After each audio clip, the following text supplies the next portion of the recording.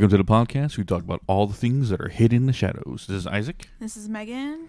And on this long-awaited episode that we've had on the show for a little bit, I know we've been absent, and especially this month of spookiness, but we have been dealing with things, but also a lot of cases have come our way and a lot of new information.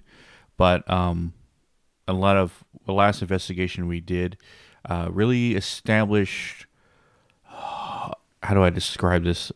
Not a new ability, but I didn't know I could affect nature this way. Yeah. Yeah. And we'll release that clip on Hidden in the Shadows Paranormal.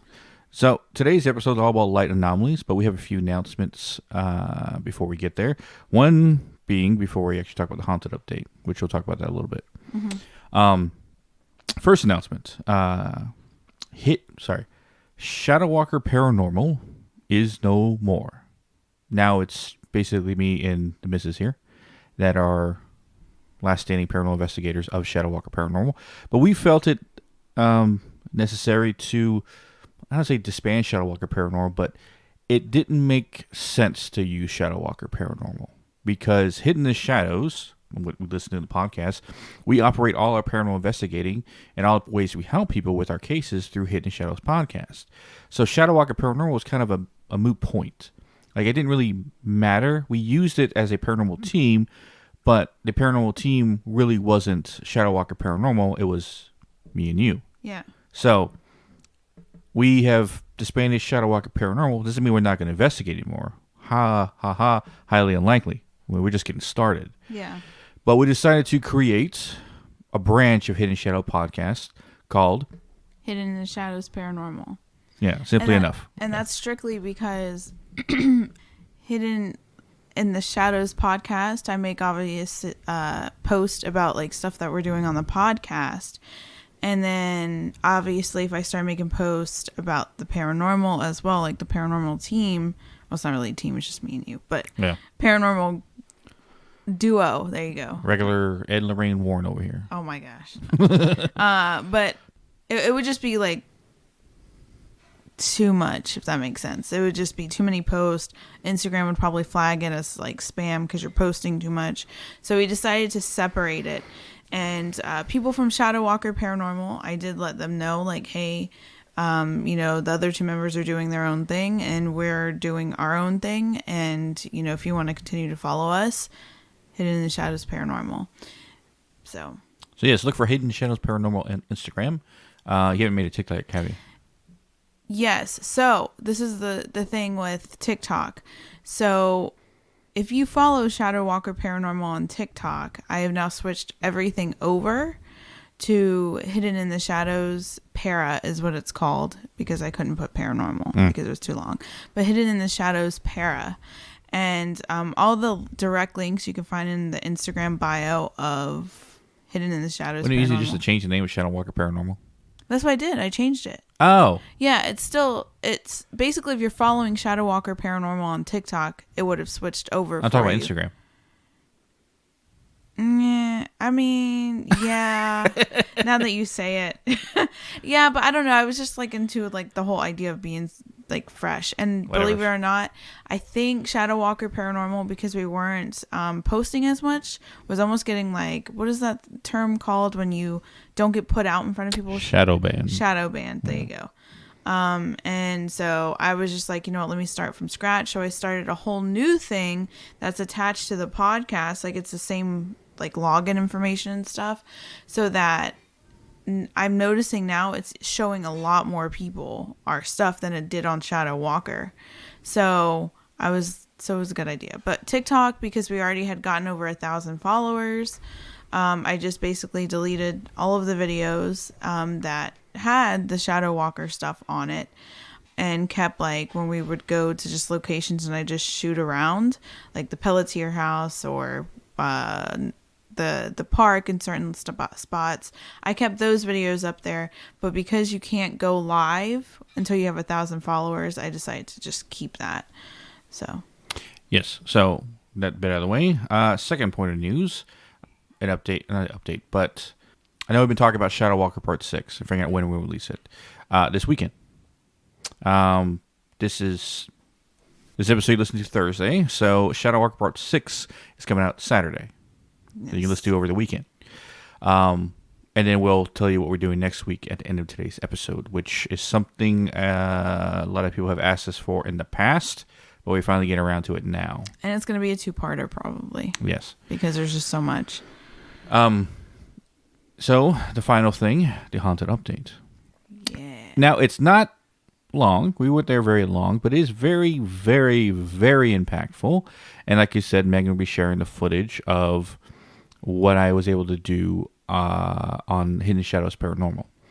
Now, something I've been focusing and it's when I say thinking about, something I've been focusing in trying to, because I've had in my moments of meditation, I had imagery of seeing 3 points of energy, like a triangle, and in me focusing my ability through those 3 points, and in generating some kind of vortex or portal probably to pull an entire area more massive than I ever pulled before.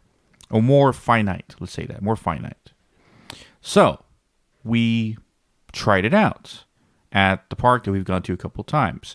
And Megan actually, I don't say has a new ability to her own, but I kind of put a final blessing on the land just to ensure that nothing can really ever come back.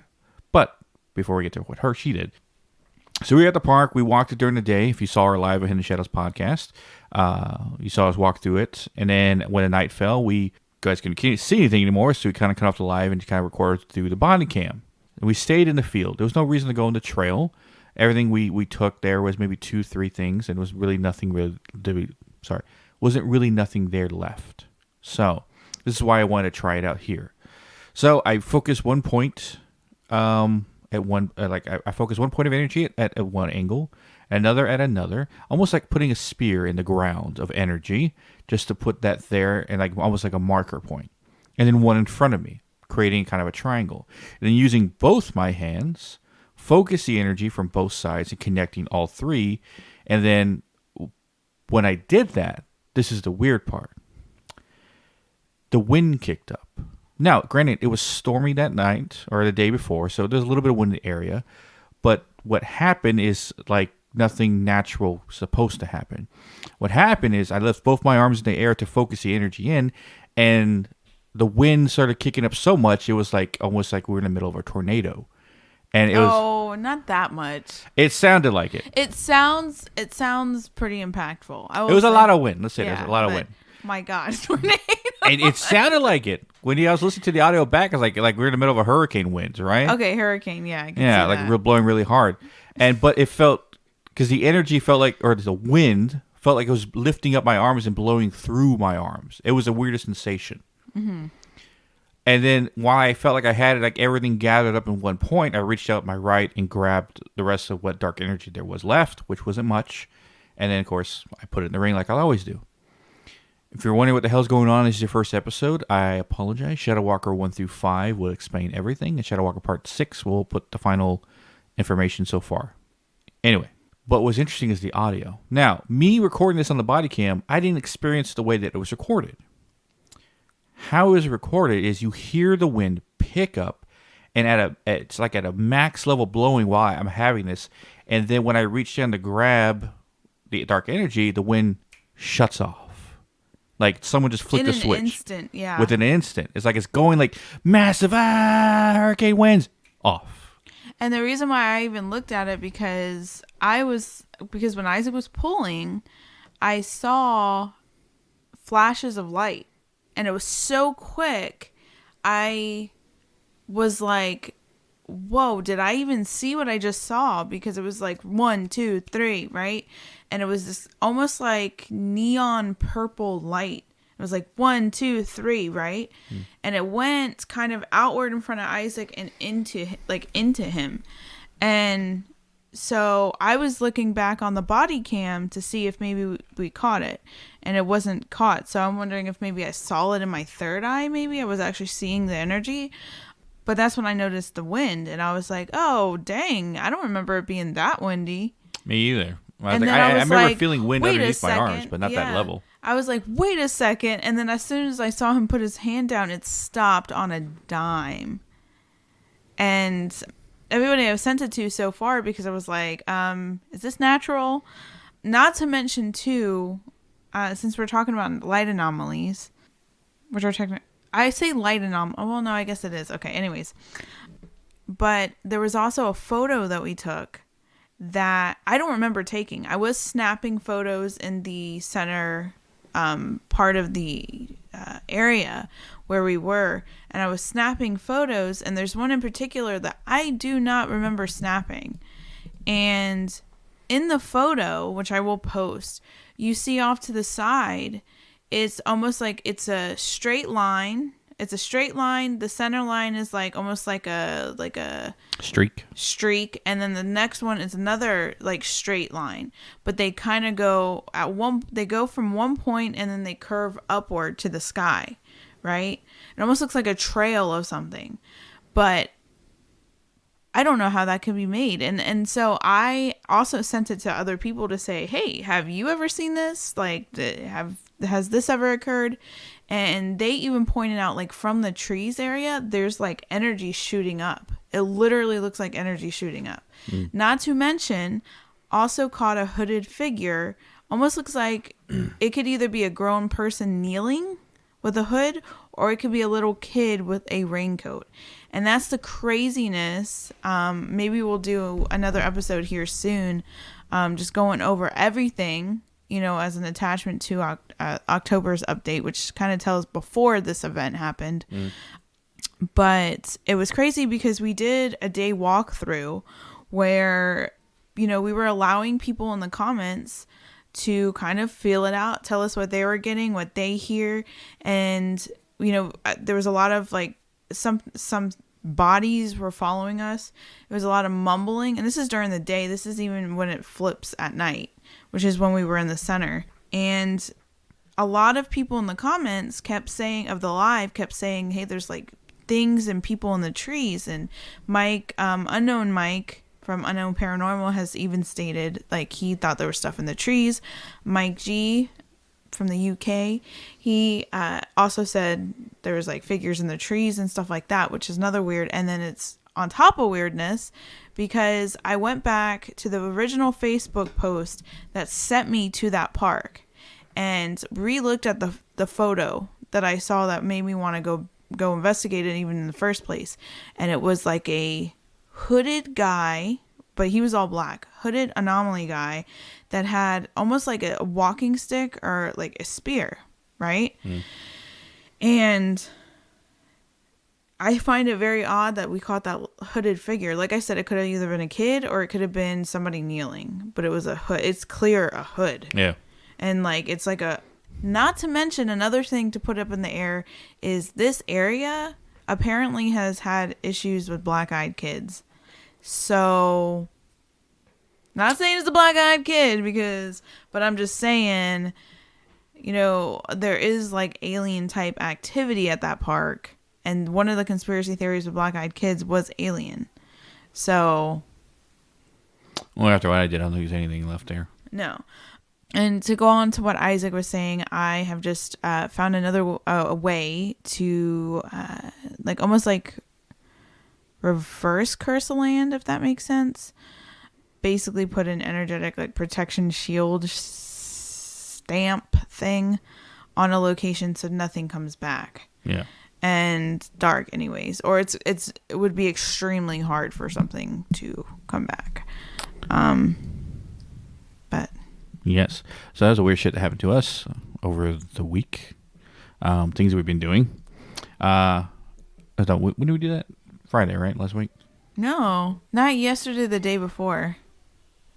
Sunday. No, Friday. Friday? I have no... Yeah, it's Friday. Friday, yeah. Yeah, it's Friday. Yeah, because I missed SmackDown for that.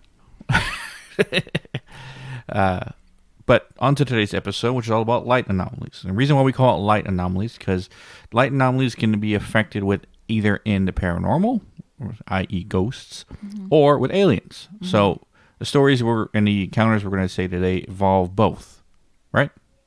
Yeah. Because there's a couple different, and it kind of like morphs the two. Like people don't really know if it is spirits or if it is Aliens. aliens. Yeah. There is some ties to seeing certain lights and alien abductions. And I have a few stories from my madre. Your mom, yeah. Yeah. I think people may not know madre, okay? So I'm just being the it's an translator. easy enough Spanish word. Being the translator over here. All right. But no, she's told me some stories in the recent month, stuff she's not told me before, but I thought it felt up like perfect timing for what we're doing today. So, on the account of light anomalies, what are we talking about first? Okay, so we're going to kind of just go over what has been talked throughout history about light anomalies, because it's not just like present day that these things have occurred. It has also occurred in settlement times, biblical times. I think it was when we were talking about the Bermuda Triangle that even Christopher Columbus journaled about seeing lights in the sky over the water and stuff like that. And it also fed into the idea that could the Bermuda Triangle have alien related stuff. But there's certain places as well that have specific like light anomalies. And that's the thing too, is a lot of paranormal locations, one of their like things when you start listing like ghosts, apparitions, especially outdoor areas, strange lights. You think of Bridgewater Triangle, strange lights. You think of Skinwalker Ranch, strange lights. No, that's more alien related. Yeah. But a lot of those places, especially if they're outdoor, tend to have those strange lights. And so yeah, that's what we're kind of. And the reason why I wanted to kind of go into the historical aspect of it is because you have said in biblical times, because I know the one spot that I've been to, which is Patsy's Pond, one of the things that I was constantly seeing was it literally looked like a Ferris wheel in the sky, which is. Well, yeah, because there's actually some paintings of it as well. In ancient times, they always talked about seeing wheels of fire in the sky and stuff like that, and they thought it was angels, and that's how some angels get depicted as like giant swirling eyes and other things like a Ferris wheel of like fire or something like that. But when you told me what you described, you saw at Patsy's Pond, I was like, that's the shit they saw in biblical times.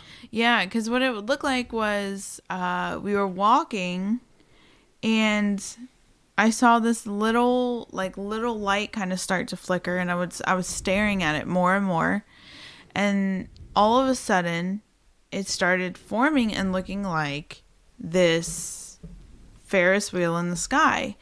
And so I don't know why I didn't think to mention that. I thought maybe my third eye was just trying to show me like something. I don't know. And then one time when we were sitting down here and we were talking about it, I was like, yeah, you know Patsy's Pond? I remember the time where like I saw the Ferris wheel in the sky, and you were like, wait, what? I was like, yeah, it was a Ferris wheel in the sky. And you were like, I don't think that's like a normal thing. Yeah. But yeah, so you know a little bit about a spot that's located in North Carolina that has funky lights. I mean, there's famous light anomalies across the United States and the world, but one of the top 5 famous locations for light anomalies is the Brown Mountain Lights here in our home state. Yes. Granted, it's on the farther northwest area around Asheville, where people consistently see these red lights in the mountains floating around the top of area mountain range, where some people have scientifically they say that it's like car lights or train lights or other like vehicle lights, something like that. Even at the time they did the study, there was no trains, cars, or anything like that.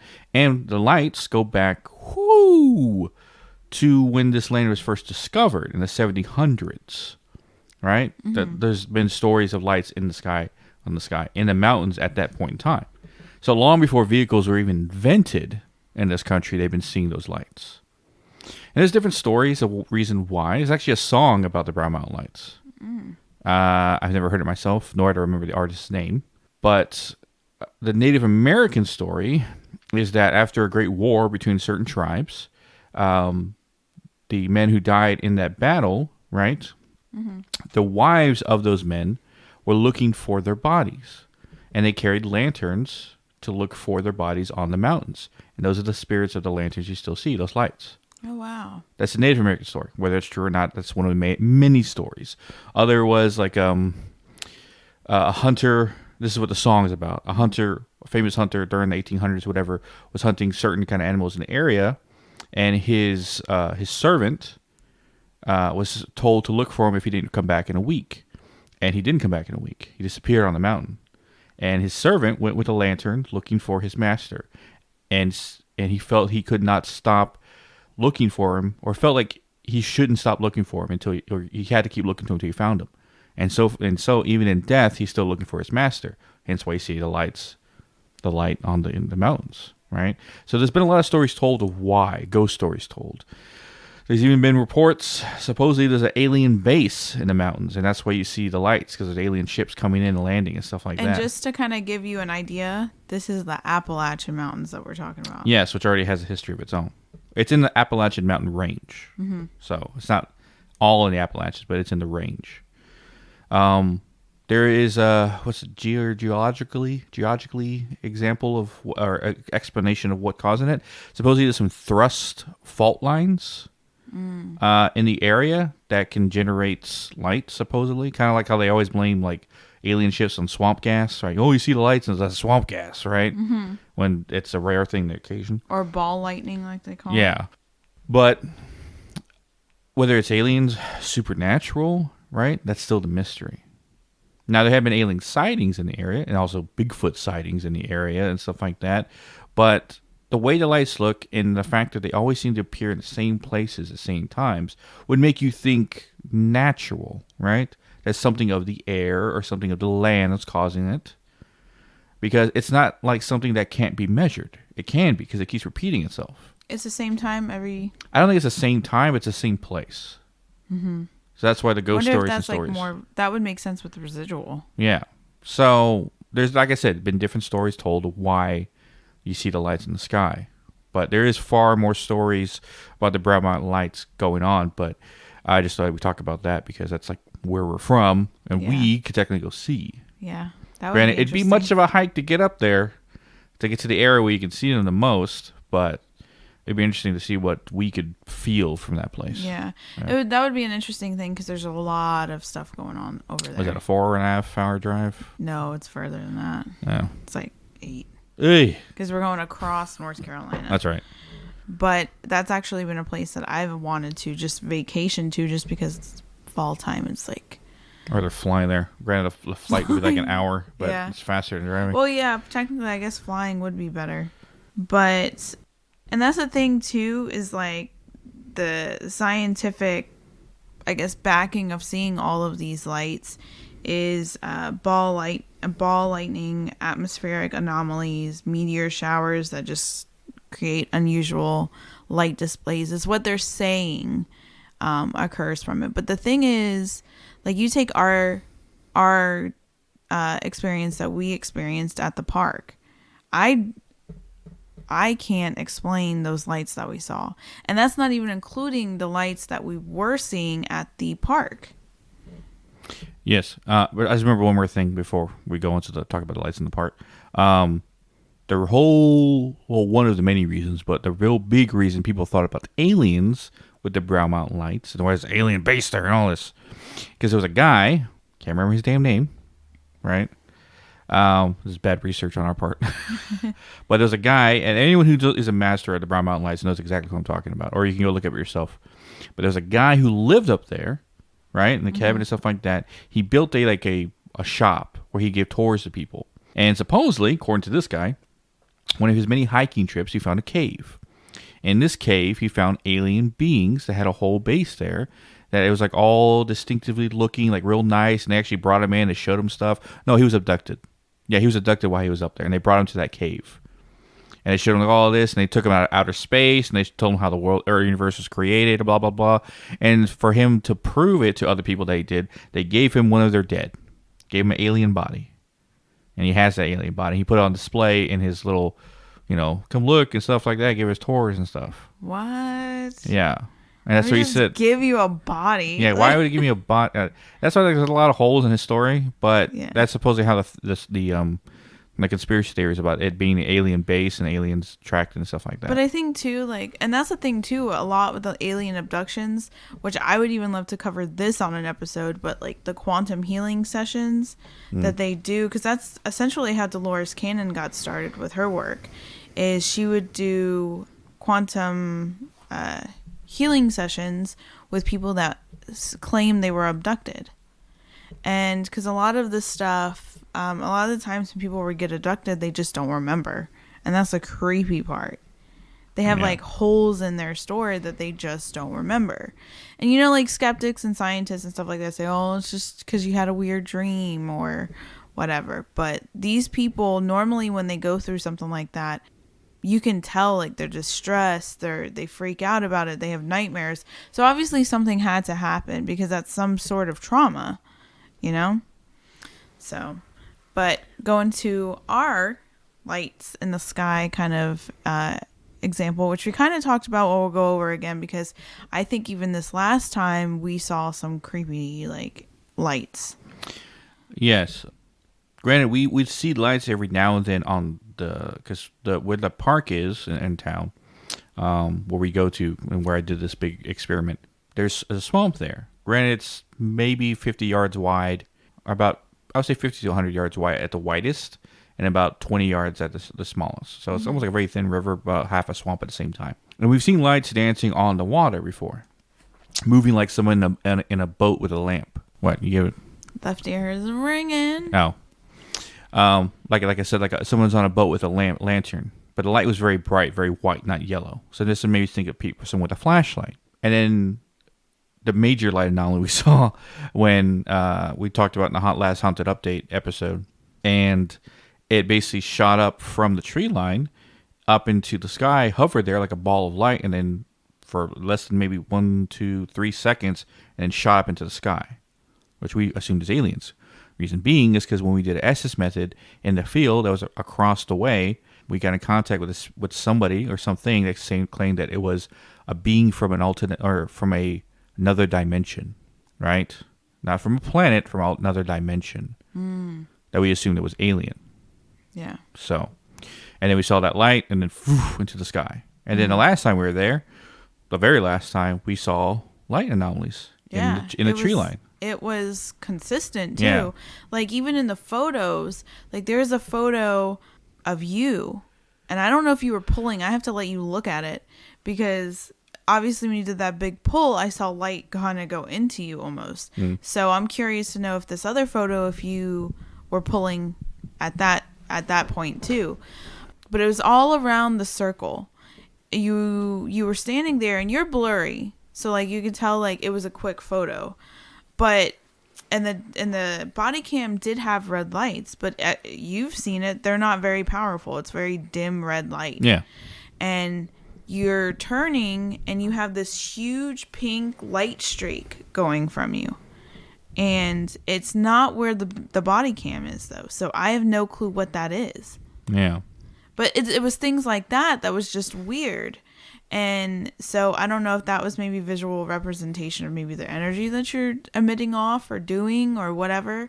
But, and then too, like talking back to light anomalies, you know, like orbs technically are considered that as well. Orbs go back a long ways with paranormal hunting, but most of the time people ever saw orbs ever through pictures, like capturing. Granted, you would see orbs in like almost a blink of a light, like in certain areas, but normal times you caught them on film or you caught them with pictures. Yeah. But I thought that was interesting that the park, you know, because it even correlates to what, you know, we were getting on the spirit box when we were doing the session about the interdimensional beings and stuff like that, because they, you know, said they were going to show us what was coming through. Yeah. And so that's creepy. But I thought we would move on to one specific thing. So I have been sucked into, and that's why I've even wanted to cover this episode, I've been sucked into the newer episodes of Unsolved Mysteries, right? There's a new Netflix show. We're not sponsored, don't worry. But basically, because I used to watch it as a kid a lot, the older episodes. And there was one particular episode that talked about this string, basically, of 911 calls from March 1994 in Michigan. And over 300 calls got put out to the police station talking about these lights. And so I thought it would be interesting real quick before we continue on to play some of the 911 calls so you can hear it. We were just wondering, have you heard anything about these lights that are flickering up here in the, what is it, the southeast area? It's like a group. It looks like a string of Christmas lights that's way up in the sky. And we wondered if you had heard anything about it. Not a thing. Wow, you might not have somebody take a look. It's different. I've never seen anything like it. I don't know. It's strange. But it's right out east-southeast. It's way up. And it's just like a circle of a lot of different lights flickering. And it's different than any airplane. Okay, your address, please? Well, we're at 354 Country Club Road. Okay, and you say what direction is it? It's, looking out the front of our house, it's, Daryl, what direction did you say that was? East-southeast. And that's when you're coming down 16th Street, right to Country Club Road. If you look to your immediate, just to your lower right, they're right there in the sky. This is something we've never seen before. Okay, we'll have somebody check it out. All right. Thanks. Mm-hmm. Bye. 911, you guys busy? A little bit. I can call that's not a real emergency. We just called about the UFOs we thought. Mm-hmm. They're out there. Taking airplanes. Yeah, we've got a car on the way over there, let's see, right now. We've got a couple other calls. Really? They see them too? Mm-hmm. Where are they now? I mean, are they... They're just kind of hanging there. They came up as a group and then they kind of split. I bet some kind of hot air balloon or helium balloon with lights on them.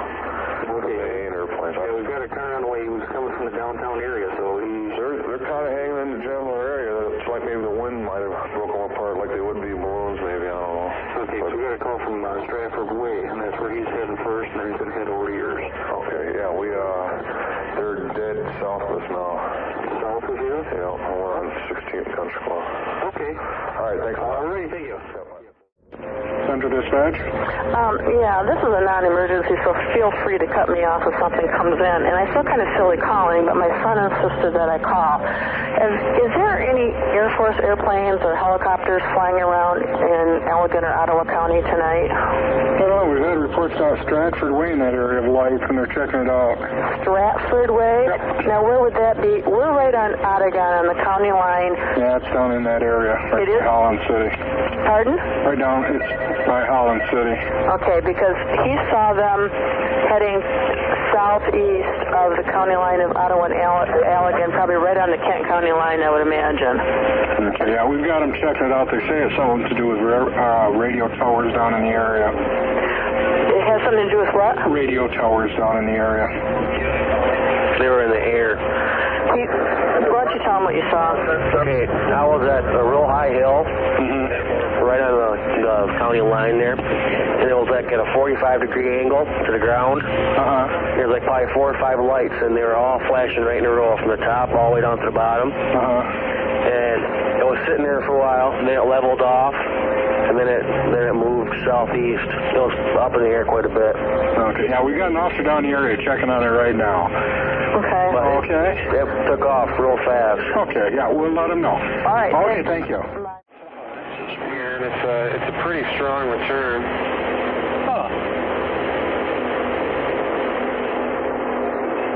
But yeah, I've never seen. Now I'm getting multiple returns. One of the people that called that I had happened to talk to said it looked like a bunch of cylindrical objects. Well, oh my God, what is that? They were going together and coming apart. Yeah, there's 3, and they're lengthwise. Now I'm getting 3 of them, and I'm getting a third one now, and they're separated by about looks like about 5,000 feet in height, and about maybe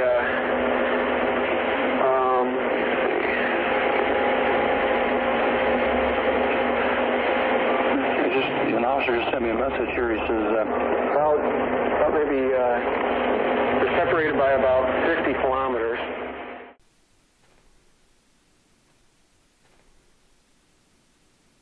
Yeah, damn. Yeah. Yeah. So, Kind of reminds us of a lot of things we experienced before. yeah. So, just to give a little backstory. So, like I said, hundreds of people living across the shore of Lake Michigan. And this is not the first time, by the way, that there has been like UFO type things happening off Lake Michigan. It was basically one of the most widespread UFO sightings in history. Bright, multicolored orbs appeared over the water and could be seen as far south as Indiana state line, basically dancing erratically across the night sky. And local police were overwhelmed with people calling in to report. You know what? This is the one thing I was thinking about it when I was thinking about this particular incident. What the heck would the police do? Well, people always did it because there's some sense of authority, right? Yeah. So I was like, oh, I got to call somebody. All right. Yeah. And I think maybe the military? No? No, Yeah. because they already probably know. Yeah. Yeah. In total, dispatchers received over 300 calls from concerned citizens. The National Weather Service even confirmed that the presence of large objects in the sky over the lake were not planes. They could confirm that it was not planes. Okay, so despite dozens of witness interviews and scientists and people trying to figure out like what the heck it was, because obviously when they start seeing like strings of light, one of the things that another like scientist will say is that it's like satellites in weird orbit or whatever. It's another thing as well as like ball lightning and all of that stuff. But basically the Weather Service said, hey, we don't know what the heck, we don't know what that is. That's not planes, it's not weather, it's not any of that. But they still, to this day, don't know what it is. Now, in 2022, there was, and even like a little bit before, a little bit after, there was like these random strings of people saying in different places, saying that they were seeing like I think you've probably seen it on TikTok. It was big on TikTok, but it was like the string of lights. Yeah. Right? Apparently that was, I think they call it the Stargate satellite, but that they've confirmed, one of them at least was from that, because there was a lot of people claiming that they saw that. Apparently there is a thing called racetrack UFOs or UAPs, which I did not know that exists, but it's those ones that are almost look like you know, short line, like up, like a line. Mm-hmm. And I find it interesting because it kind of looks like what I've seen in photos, like it's really I'm not saying it is, but it's really close to what was in that picture that I caught. Because it literally looks like a road. The picture from the park, it's like two straight lines and then that dotted line in between. And why would 3 satellites be in the tree line, like start in the tree line and just be like floating there? You know what I mean? I wonder if we're going to get alien enthusiasts asking us about this park now. Yeah. You're going to have all sorts of people just camping out in the center of the park. Yeah, because I mean, granted, we were there twice before, but until we did an SS method trying to contact, with reason trying to contact an alien, possibly alien creature, as when we first saw that light shoot up, like they were camping out waiting, like it was almost like a satellite. It was like their cell phone signal. Mm-hmm. They left that light there. When the conversation was over, that's when it shot up into the sky. Yeah. Because after that, I remember that Mike said he lost, like all he heard was static after that. There was no sounds coming through. Yeah. And this last time too, something new that also occurred is I never get dizzy at locations. I've never actually I've gotten like headaches and stuff like that, but I've never gotten dizzy. And when we were in the center of the circle, it felt like the look of the feel of how I was feeling looked like, you know, those big sundials. Like we were in the center of a sundial and we were spinning. That's what it felt like. And I don't know why. So that's when, you know, people in the comments and stuff, because that happened right before we kind of ended the live, we're talking about maybe it's a portal or a vortex, because it made me dizzy. Like it was like I was spinning. And so again, very interesting. Yes. But I thought that we could talk a little bit about abduction stories with lights, because that in itself is creepy. And there's tons and tons of stories. You go on Reddit, go on probably on TikTok, you go on all the different like forums and things like that. There, I mean, Thought Catalog, who I'm going to be referring to a lot of these stories with, they have over 100 stories of weird alien abductions. So, wow, just as many people have paranormal ghost stories. It seems a lot of people have some kind of encounter with aliens. yeah.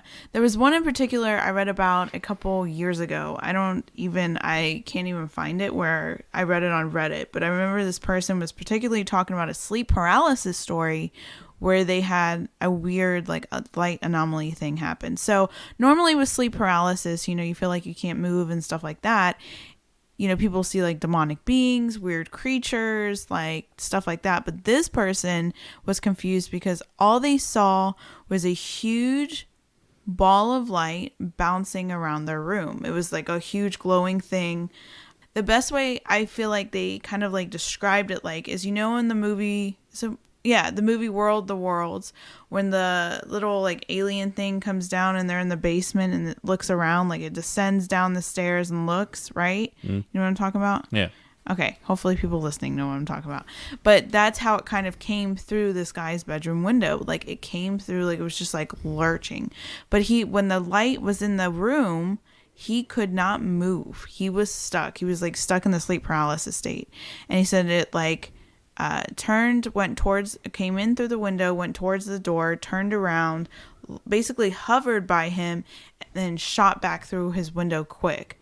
And when it shot through back his window quick, he was able to move. But he said that it still gave him an absolute feeling of fear, just like most sleep paralysis, encounters happen. But he said he found it weird because he didn't really find that many stories about a light connected with sleep paralysis, but there is some weird light stories. So there was like I said, an article by Thought Catalog that went into detail about specific alien abductions, over 100 stories. So, but this one in particular I found interesting, and like I said, from Thought Catalog. So it's called the Gundai McKay alien abduction. So it was 3 different people that were involved in this story, but the one that was abducted was 22-year-old Amy. She was abducted out of the window of her lounge room by some sort of flying craft. Her husband Keith had gone to bed while her friend Petra stayed to read in another room. Petra was abruptly disrupted by a blinding light coming from the lounge room and the sound of shattering glass. So again, this is a light. This is not even like a thing or an arm or like a tentacle or anything. It's just light. The rectangular beam of light was shining into the room, and according to Petra, she saw Amy being pulled out of the window by the light, still apparently asleep. Keith then woke up, and both he and Petra searched the house and surrounding area for Amy, who was nowhere to be seen. Keith eventually called the police. Amy, this is the creepy part, and this is why I can't, like, I'm cool with the idea of aliens, but this is why I don't like the whole abduction thing. That actually terrifies me. Amy eventually turned up miles away with strange marks on her inner thigh and bizarre excessive body hair growth that she'd never had before. And her husband literally saw her before, like moments before. And he said that's not normal for her. So what the heck happened? Could you imagine that? Maybe, I don't know. Like missing time. That is so crazy. And okay, so another story that's actually widely talked about and was also talked about in this in particular thing was called the Travis Walton abduction. Yes, the Fire in the Sky movie. Yes. Yeah, which I saw when I was a kid. Really? And? Yeah, I was fucking scarred. Yeah. Really? I haven't seen it. I saw it when I was 4 or 5. So... Well, I didn't actually see it. I saw scenes from it that scared the shit out of me. Really? Yeah. So, like, with everything else, he did have a lot of, like, backlash and people poking holes through his story, or trying to at least. But this is kind of like his backstory. So, he was one of 7 men basically working in a forestry team in Snowflake, Arizona, which I got to give props to those people that like stay all the time in woods, like forestry teams, park rangers, because you probably see some strange stuff. So basically, he was headed home from work one night. The team spied a blindingly bright light. They thought it was like a plane crash or some kind of crash, so they drove over to it. But when they saw it was not like a plane, Walton was the guy that jumped out of his... Hey, you see a bright light in the sky and you follow it and you see a craft, don't jump out and investigate. Just like turn around and go somewhere else, because apparently this guy was like, no, I need to see it up close. So he goes up to it, and a bright light shot from the UFO sent this guy floating into the UFO, and the remaining 6 crew members panicked and drove away from the scene to get help. So they just left him. It was like, yo, we're not going to try and rescue him or try and get him out of the UFO. But could you imagine? Yeah. Like just going with somebody and seeing that. So around 7:30 p.m. is when one of the crew members had called the police, and it was Deputy Sheriff Chuck Ellis who answered the phone. And the crew member initially reported that only one of the crew members was missing, obviously Walton. And so obviously the police did say that the men were distraught, 2 of them in tears, but the police basically thought that they had murdered Walton or something bad that they have done, maybe by accident or something. But the creepy part is he showed up. Yeah. He showed up later. So he suddenly reappeared, thinking he had only gone for a few hours. He retold parts of the story the best he could. He basically said he was interrogated by 3 creatures with bald heads and huge eyes. He apparently encountered many different creatures on the craft, performed experiments on them. That's another thing that creeps me out about abductions. And like I said, many people were skeptical of the story. And this happened in November 5th of 1975. And it was November 12th. So it was a good significant amount of time, November 12th, that he basically called his sister from a payphone and said that he was there. Yeah. Now, we probably did a whole episode on him and the whole fire in the sky thing, because there's a lot of details and stuff like that. Yeah. But just thought I'd throw him in there because it's the most famous light in the sky abduction thing. Yes. So I think it might be time to kind of creep into your mom's story, because Yes. that is not... I mean, and I heard her before this episode retell the story, and basically my mouth was left open because I was like, because she is somebody that I feel like is pretty skeptical with the paranormal. She's pretty like, it has to be very impactful for her to think it's paranormal. Well, my mom, she grew up in a haunted house. Yeah. Right? She's heard things, she's seen things. She's possibly sensitive to the spiritual realm and stuff like that. But like I said, she's very grounded in her faith and Christianity and stuff like that. So mostly anything that's supernatural stuff like she kind of waves off. So, Yeah, that's what I mean. I should say that instead. Yeah. You said it better. Yeah. But that doesn't excuse a lot of things she experienced when she was young. So the story that she told me, like I said, a month ago, and then another one she just told me recently when I had to call her back to get reaffirmation on the story so I remember it correctly. This is what I'm going to tell you again also, because it's both lights. So when she was working with my aunt, by the way, I have to call my aunt and see what her side of the story was to the situation because she was there. But also, if I ever do a story on haunted paintings, so if I ever do an episode on haunted paintings and stuff like that, I need to talk to her because her major was in art. So she actually painted a painting that has haunted my dreams for a long time now. Really? Yeah, it creeped me out when I was a kid every time I looked at it. If I describe it to you, it's gonna be something weird. But that's a whole nother story. Oh, okay. But it's my Aunt Carmen. Yeah. I call it a cool aunt because she was the goth kind of kid in high school and stuff like that. Really big into The Cure and all that. So when me and my brothers were in bands and stuff like that, she was like, "Oh yeah, you guys are just like me when I was in high school." So that's what we kind of called a cool aunt.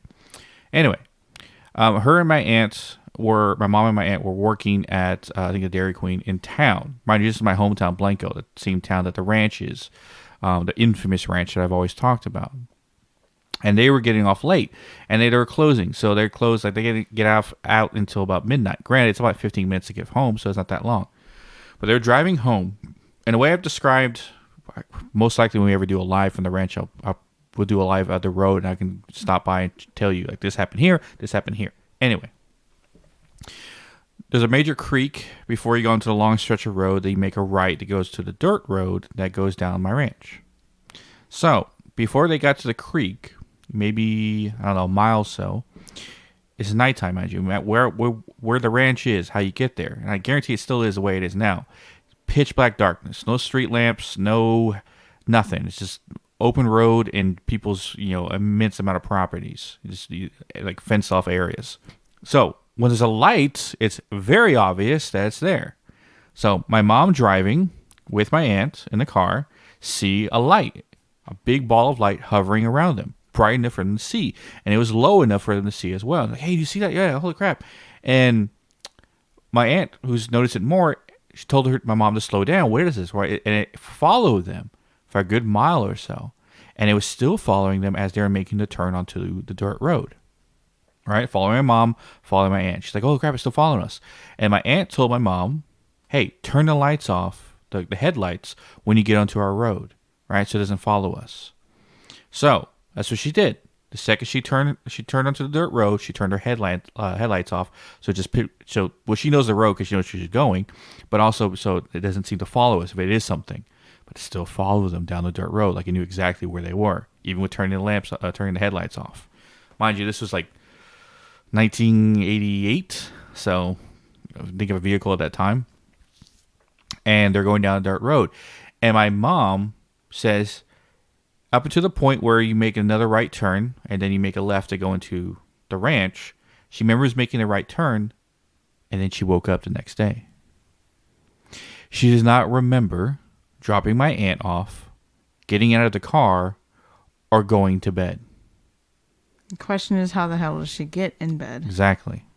She does not remember any of that. She remembers a light following them onto the ranch, her driving down that dirt road with no headlamps on, and then waking up the next day. This would lead to everyone to believe, most likely with majority of abduction cases we've talked about, that she was abducted. And I think the craziest thing to mention too is she was pregnant. Now, your assumption is, was she pregnant with you, Isaac? Is this why you can do all the weird shit you can? No, I was already born, so that theory's already out of the way, so don't worry about that. I was 1 at the time, so. But no, my brother, my second youngest brother, she was pregnant with him.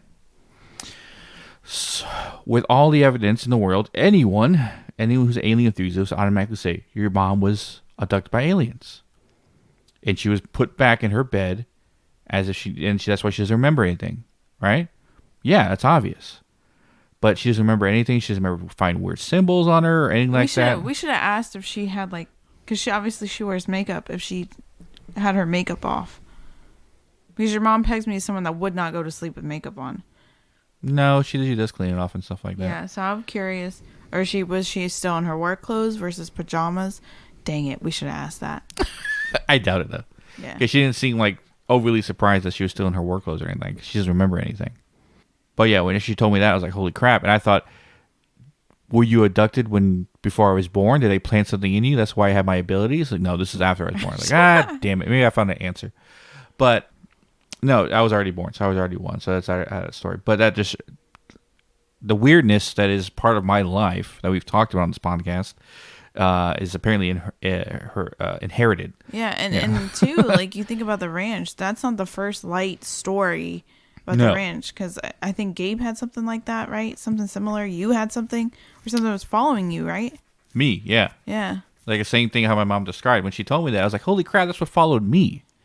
Luckily, I remember everything. You didn't get abducted. No, I didn't get abducted. It followed me, though. Until I got to the same point about the creek. But when I looked around, it was gone. I'll tell that story quick before I tell my mom's next story. Okay. Yeah, I was basically getting home from work around 3 or 4 in the morning because I used to work overnight. Mm-hmm. And the way you get to the ranch, it's in the middle of nowhere. And I see this ball of light in my rearview mirror, and it's hovering above the car just behind it, enough for me to see in the rearview mirror. And I was like, what the hell is that? And it kept following me. And this is that time before drones were even around. So it wasn't a drone. it was obviously a ball of light following me. And at that time, I was thinking, is this aliens? Is something else? I even speeded up to try to get away from it. Still followed me. And then by the time I got to the turn off to the creek, it was gone. It didn't follow me. I looked around after I got out of the car, looking up, looking around and shit. Didn't see nothing. That would be kind of an interesting thing to maybe see if we could capture it. If we ever go back to the ranch, like stay out there at night and just like keep going back and forth with like a camera. So we're trying to bait it. Basically. Like, hey, come show up here. No, I'm just kidding. But like for our existence, what the heck?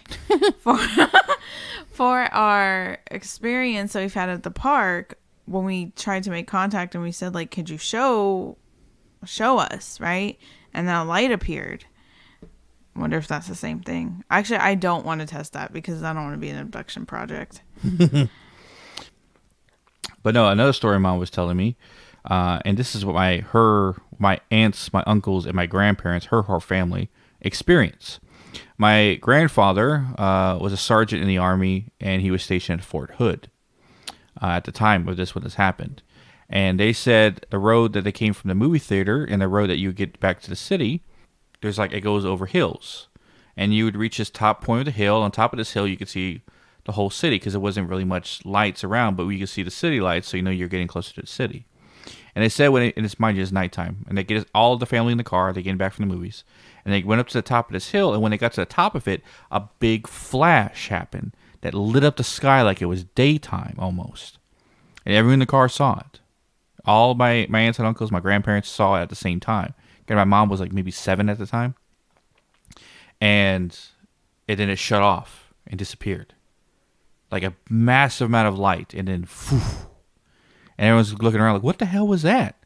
I mean, no one really commented on it. I guess they're just freaked out. Yeah. But yeah, that's twice my mom has an alien experience. Granted, when she was abducted, possibly, but evidence, most likely. Unless I get a different story from my aunt. That's what I'm sticking with right now. She was 24 when that happened. And yeah, because she had me when I was 22. When she was 22, she had me. And that's happened when she was a kid. So after she told me that, I was like, Mom, I think you're aliens. Because I don't know, Mijo. I don't know. Yeah. Because she doesn't remember it. And that's the part that bothers her the most, is she does not remember getting out of the car. She would be somebody that would be a candidate for like quantum healing with trying to figure out what happened. It's more, it's hypnosis, meditation. Yeah, hypnosis, not regression. Yeah, therapy. regression. I don't know why I keep saying quantum healing is a whole other thing. Regression therapy. Sorry. He's right. It's that, not what I was saying. Which I was about to ask her, but I think she was busy watching one of her shows or something. So well, I'll ask her about it later. I have a quick funny story about a light. That's not actually alien related, but it is light related. So I know you remember this because I've never been more terrified in my entire life. So it was when me and Isaac were dating. We went to the movies, and we were in the movie theater, and it was like we were waiting. We were sitting at these little tables and chairs. Oh, waiting. I know what you're talking about. Yeah, because the look of fear on my face. But we were sitting. And we're gonna watch a scary movie too. Yeah.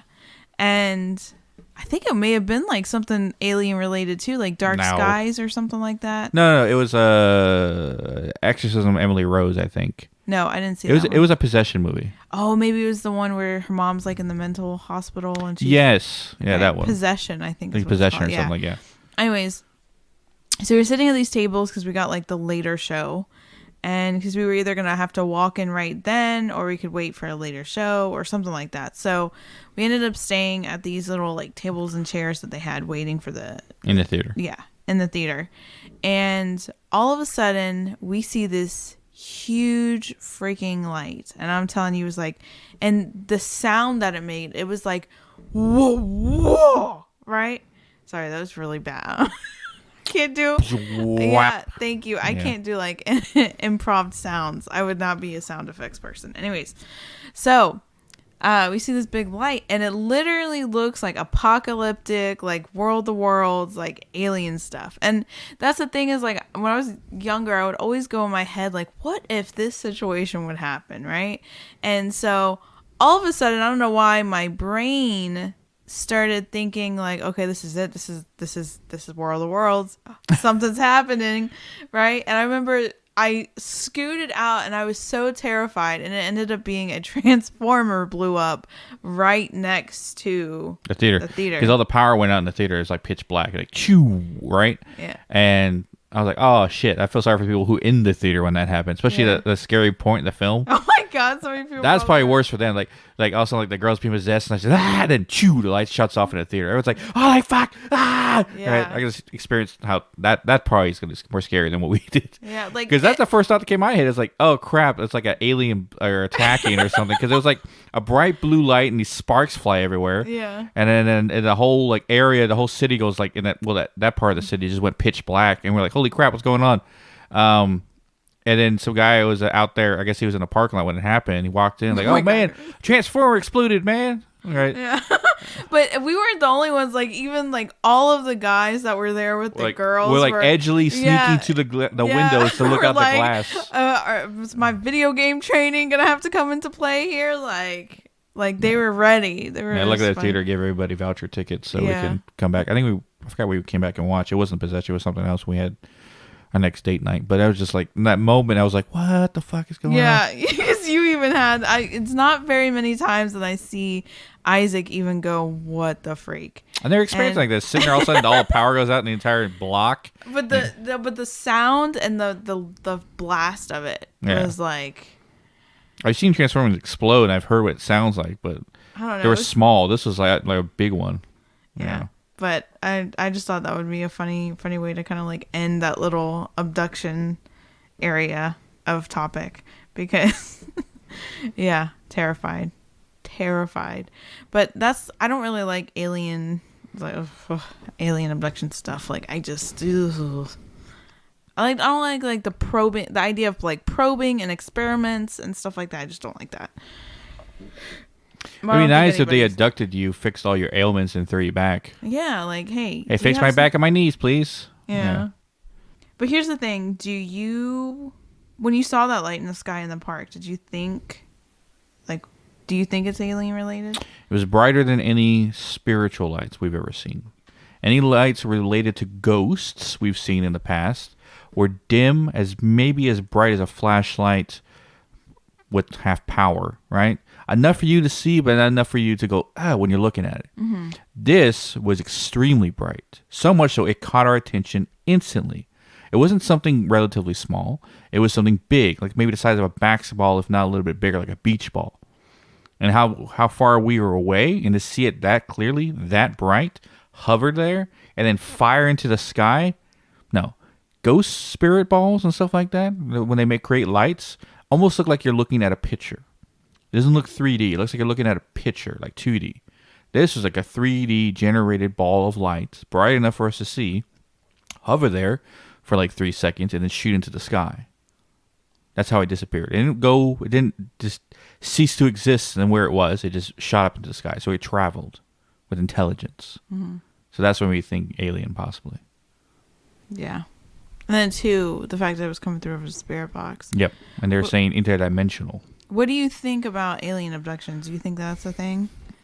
The whole idea of aliens and hearing experts talk about it versus hearing alien enthusiasts talk about it. When I hear an educated mind, scientist, someone who studies astrophysics and universes and stuff like that, Neil deGrasse Tyson, for example, right? They always talk about the idea that why would somebody, a race of beings, so intelligent enough to travel through space from light years in distance, care about what some primitive species that are fighting each other over simple things of what religion is right or what color skin you have, right? Why would they even bother with us? When they probably look at us and go, these things are they're primitive. They're animals, mm-hmm. right? There's no intelligence here. Why would they bother? Maybe just to watch us entertain us. But that's guessing with best case or best interest, right? And not every being in the world, the universe, that intelligent would have best intentions in mind. So that's a counterpart or counter argument to that theory. If aliens are coming here to abduct us, those aren't the ones that possibly, if you go with the theory that we were created by the Anunnaki, the human race, right? They're not, the aliens that are abducting us and studying us aren't the ones who created us. Maybe they want to see what the Anunnaki created, how these species are still striving today. This is supposed to be a throwaway species, right? Just to mine gold and then throw away. They weren't supposed to last this long. They weren't supposed to last this long, and now they're creating buildings and possibly able to leave the planet. They're like, some of that intelligence is left over. So maybe that's what they're fascinated about. But the fact that I heard Neil deGrasse Tyson make a good point. We're able to take pictures on Mars, right? An entire landscape of Mars. Our telescopes are able to shoot, millions and millions of miles into the universe. And yet we've caught not one spaceship out there. Not one. Nowhere. But we're catching tic-tac size spaceships and seeing things in the sky here on Earth. That's like, it's either the theory is that that's us, like we're doing that, like we governments or some secret organization is putting fake spaceships in the sky that look somewhat like how we generate it, or they're not traveling by conventional what we degree travel. Like we degree travel as moving from one point to the other. Like a car that goes from one part of say the country to the other, you have to travel that distance. That's how we see travel, moving from one point to the other. And that's how we assume travel through space would work as well. Granted, very, very, very fast. The faster you move, the farthest more space you can go. But what if their travel is not like that? What if their travel is simply moving from one place to the other with folding space and time? So that's why you can't see them in space, because they're not traveling the same way we do. They open a wormhole, or they go through a higher dimension, or there are higher dimensional beings moving lower, and stuff like that. Maybe they have a whole other way of technology that we assume, us being the lower level creatures in the world, lower intelligence compared to them, see travel as, you can only move from one point to the other by going that direction. And they're like, no, you can just simply open the door and walk right through. Right? Maybe their technology is far advanced like that way. We're kind of boxing the aliens into what our reality is, saying this is how it's supposed to be, when they lived an entirely different way of living, and they understand that reality, how that's supposed to be. Like travel to them is simply moving from one place to the other by opening or walking through, like folding fourth dimensional space. Maybe it was easy for them. Maybe it was something that's naturally evolved in them, and we're still, having to physically walk that distance to get from one point to the other. Wouldn't that be nice to walk through a door? Yes. You could just walk through a door to Canada and visit Mike and Christy. Yeah. Or just like knock. Hey guys, like, they can hear us in there. Like, hey, I can't come in. You're right there already. I think it's a good place to, because then we can go to a whole nother episode on Aliens Part 6 episode. There's probably 2 to 3 more episodes to add on, because But we want to talk about this episode of Light Anomaly specifically because we've seen enough already. Yeah, because prior episodes we have talked about, we haven't really experienced alien stuff. Yeah. Well, not so much now. Yeah. But I think it wraps us up today on Light Anomaly episode. Yes. Next week. I'm excited. I'm normally not a cryptid person, but I'm excited about this one. Next week we tackle something that we've danced around and talked about and brought into cryptid episodes, but we thought we'd give them an episode all on its own. A two-parter. Two-parter? Yeah, we're going to do a two-parter for Bigfoot. All right. Well, you just gave it away. Oops, I'm sorry. Next week's episode is all about Bigfoot. Yes. The Sasquatch, the Yeti, the Abominable Snowman, the all the man. all their different nicknames. But Bigfoot got all in the same. Now, there's different theories I talked about, and there's different what I thought Bigfoot was and stuff like that. But we'll get into that episode, all the stories, possibly find a lot of stories through Reddit and other places as well. But to play devil's advocate and try to debunk it, or talk about the people who have said they debunked it, the stories about urban legends around it, the evidence caught, all that different stuff. Yes. So look for that next week. Look for Shadow Walker Part 6 come this Saturday. And then look for our investigation that we plan to do at the end of the month. Also want to say we are having a virtual Halloween party. Yes. with Mike and Christy from the Unknown Paranormal. That's going to happen the 26th, which is the Thursday before Halloween. We don't have a set time yet. We're kind of running around time right now, but it'll be between 1 and 2 hours live, live on Instagram. And we will have a giveaway of some really cool stuff. Yes, so, giveaways. Yeah, giveaways.